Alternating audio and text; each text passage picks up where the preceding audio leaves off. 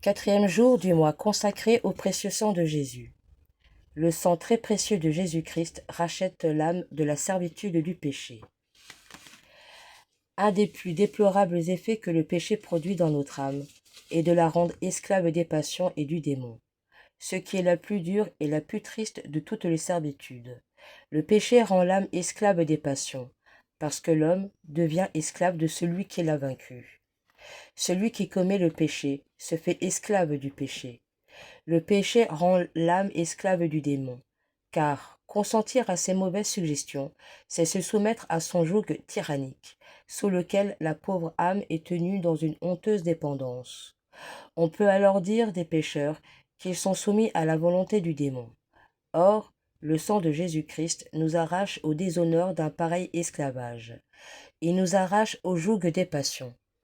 En les domptant, en les réprimant par les mérites du Fils de Dieu qui a répandu ce sang précieux. Le sang précieux du Christ nous arrache au démon, parce qu'il le renverse, parce qu'il le terrasse. Voyez donc, ô mon âme, quelle source de richesse et de bien découle de ce sang précieux.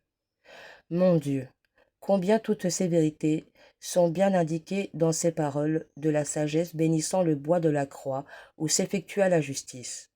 Par cette justice, il faut entendre le paiement rigoureux que Jésus-Christ a acquitté sur ce bois pour racheter les âmes de cette servitude. Au prix de son sang précieux, Jésus nous procure la liberté des enfants de Dieu. Et comme dit saint Ambroise, c'est à la justice que la Sainte Écriture attribue le pardon des péchés, parce que notre Seigneur Jésus-Christ, en montant sur cette croix, a crucifié la sentence de nos péchés, et par son sang a purifié le monde entier. Fin de citation.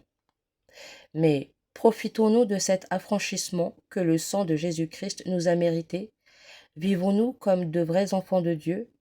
Combien de fois, et volontairement, reprenons-nous ces dures chaînes au joug desquelles Jésus-Christ nous avait soustraits? Celui qui laisse dominer de mauvaises passions dans son cœur, celui qui donne son consentement aux tentations du démon, se fait de lui-même esclave du démon. Ne savons-nous donc pas de quelle manière ce grand ennemi traite les âmes? Ne savons-nous pas les remords, les amertumes, les afflictions d'esprit dont sont abreuvées les âmes qui combattent sous son influence? Si quelquefois, avec une perfide douceur, il vient présenter à nos lèvres la coupe empoisonnée du plaisir, ne savons-nous pas que nos lèvres y puisent la mort? Ces chaînes sont trop dures.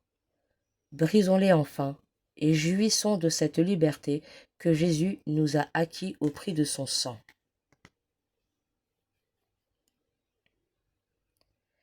Prions. Jésus, si je considère toute la grandeur de mes fautes et le triste état auquel elles m'ont réduit, combien n'ai-je pas à craindre? Mes innombrables erreurs me paraissent autant de chaînes. Mais si je tourne mes regards vers le prix de la rédemption que vous avez acquitté pour moi sur la croix, quelle douce confiance conçoit alors mon cœur et combien forte mon espérance. C'est là que mon espérance sera tout entière. L'immensité de mes péchés précipiterait mon âme dans l'abîme du désespoir, si vous ne m'invitiez pas à la confiance du pardon. Ô mon divin Sauveur, je vous vois assis à la droite de votre Père céleste, offrant tous les jours votre sang pour moi, misérable pécheur. Quelle merveille de votre miséricorde! Votre sang m'a racheté et m'a délivré tant de fois de l'enfer. J'ai confiance en lui, et je n'ai nulle crainte de mes ennemis. Non, la multitude de mes péchés ne m'effraie pas, quand je pense au prix de mon salut, qui est votre sang, ô mon aimable Sauveur.